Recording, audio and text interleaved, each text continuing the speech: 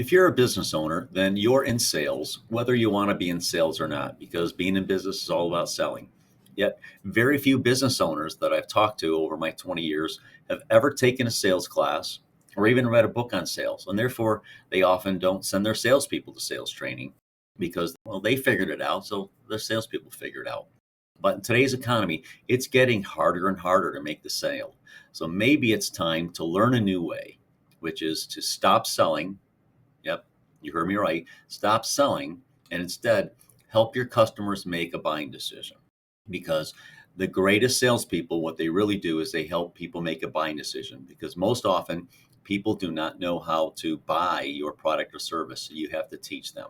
So here are the 4 buying decisions that your customers are making through the process, whether you're aware of it or not, whether they're aware of it or not. So buying decision number 1 is they buy you, the salesperson, whether it's you or one of your team members. But their first buying decision is the salesperson that they're talking to or interacting with. And they have to trust and like the salesperson, because if they don't, then all your efforts are going to be sell, sell, sell, sell hard, sell hard, sell hard, sell. And that drives people away. And even when they buy, they're not happy and they often don't come back. So what are you doing as a salesperson? What are you training your salespeople to build relationships and ask questions and make sure that they trust and like you so that they will make that first buying decision of you? Once they've made that first buying decision and they buy you as a salesperson, they move on to the second buying decision, which is your company. Do they trust your company? Do they like your company? Do they like what you stand for? Do they know what you stand for? Do you know what you're all about? Do they know that you stand behind your products and services? So they are deciding whether, this is part of the risk of making a buying decision is, do I trust the company to back what the salesperson told me? Because without that trust, then buying from you becomes a higher risk.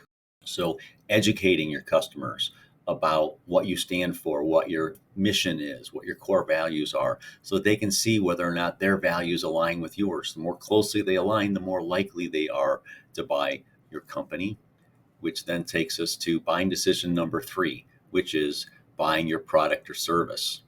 So now it's getting to the meat of things. Do they want your product or service? And instead of trying to sell it to them, help them make a buying decision. Most people don't know how to actually choose different products and services.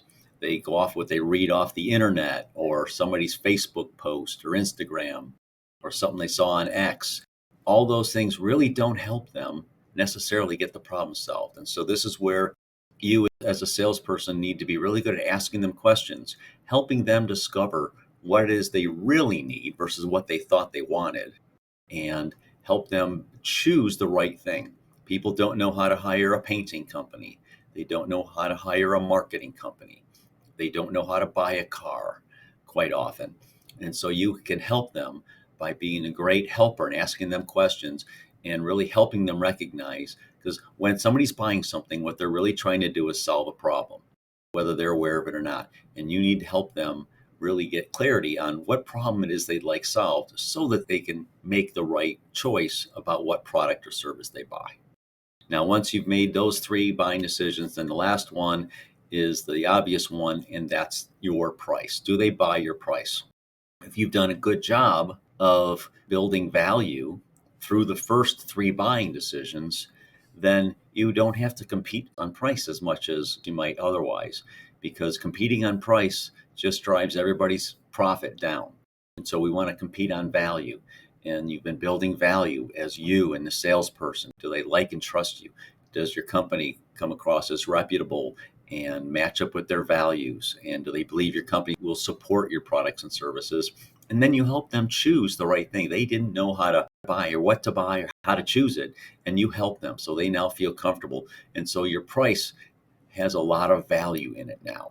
And so you're able to get a little bit more bang for your buck and not have to just price match all the time. And so when they buy your price, now they've completed the sale. So if you'd like to learn more about how to increase your sales by changing your focus to helping your customers make a buying decision rather than just selling to them more, then go ahead and click on the link in the description and we'll schedule a 20-minute call where we'll talk about your biggest sales challenge, your number one, and brainstorm some ideas that you can implement in your business today. Thanks. Bye.